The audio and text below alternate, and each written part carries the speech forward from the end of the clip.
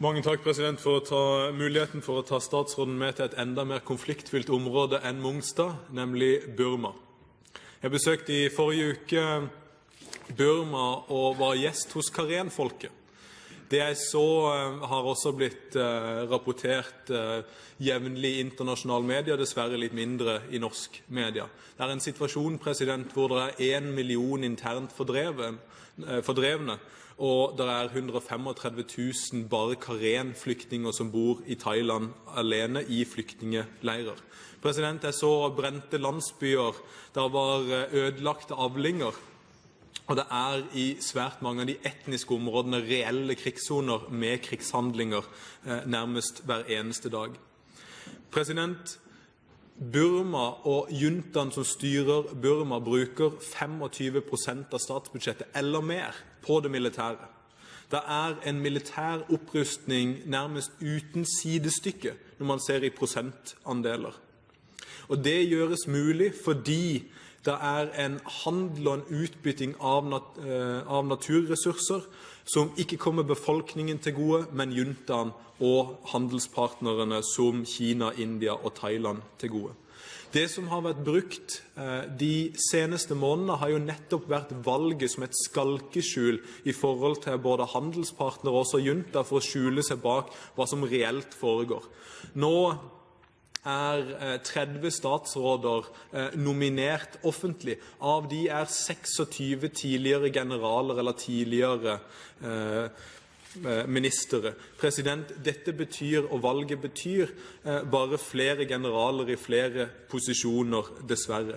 President, jeg vil ønske å spørre statsråden om hva er konkret regjeringens strategi, og på hvilke områder utfordrer regjeringen juntaen konkret i forhold til demokrati og respekt for menneskerettigheter? Og presidenten har grunn til å tro at spørsmålet var til statsråd Solheim. Da skal han få anledning til å svare. Solheim, vær så god.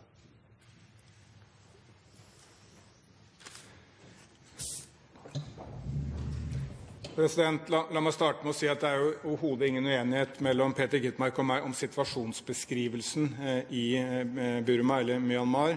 Landet er et brutalt militærdiktatur. Det finnes ingen parallell på jordkloden med et land hvor militæret styrer alt. Ikke sant? I kommunistiske diktaturer så styrer gjerne partiet, og i høyreorienterte diktaturer så pleier næringslivet å være en vesentlig faktor. Men et totalt militært styrt land som Burma er helt i særklasse. At det foregår store og brutale overgrep, spesielt i de etniske områdene, det er det ingen tvil om. Det regjeringen gjør, er selvfølgelig å ha en tett dialog med Aung San Suu Kyi. Som representanten merker seg, så takket hun også Norge straks hun var fri, og med opposisjonsbevegelsen. Vi møter dem når eksilregjeringen er i Norge, og vi har møtt dem når vi har vært på besøk i Burma. I tillegg mener vi at det er nyttig å ha dialog med militærregimet for å kunne framføre alle disse bekymringene. Ikke at vi tror at det i seg selv vil være avgjørende, men det er et lite bidrag i en stor sammenheng. Så vil jeg også trekke fram, for det er en viktig strategisk spørsmål, at vi bør spørre oss selv hva som i det lange løp virker. For nå har vi jo hatt Egypt og Tunisia som to eksempler på styrer hvor man har sett i hvert fall så langt, positiv demokratisk utvikling. Og det som har vært fundamentalt i begge to landene, er at hæren til sjuende og sist, i siste instans, bestemte seg for ikke å skyte, ikke massakrere folk, ikke stille opp for de militære lederne, men akseptere demokratisk endring. Og jeg tror at veldig lang erfaring viser fra Indonesia, nå fra Egypt, fra Tunisia og mange andre steder, at det å bidra til å skape en bred middelklasse i et land, det å ha økonomisk kontakt, det at det er utenlandske investeringer, det at det er økonomisk og sosial framgang, selv under forhold som er veldig undertrykkende, i det lange løp skaper de klassene og de sosiale bevegelsene som undergraver regimet. Så det å isolere Burma, ikke ha økonomisk kontakt med dem, vil virke i motsatt retning av hva representanten og jeg ønsker. Skål Gitmark til oppfølging. President, symboler betyr mye. Aung San Suu Kyi er et idol og et symbol på hele demokratibevegelsen. Demokratibevegelsen ble i forkant av valget splittet, hvor juntaen la restriksjoner på Aung San Suu Kyis eget parti i forhold til ikke få lov til å stille, eller la så store restriksjoner at de valgte selv å ikke stille, og du fikk en splittelse av det. Det å ha kontakt med alle deler av demokratibevegelsen er ekstremt viktig. Statsråden er selv et symbol, i den forstand at han representerer på sine reiser det offisielle Norge. På statsrådens første besøk i Burma valgte statsråden ikke å møte noen representanter fra demokratibevegelsen. Tar statsråden selvkritikk på det i lys av hans første svar og i lys av mange andre svar som har kommet fra statsråden ved tidligere anledninger? Statsråd Solheim.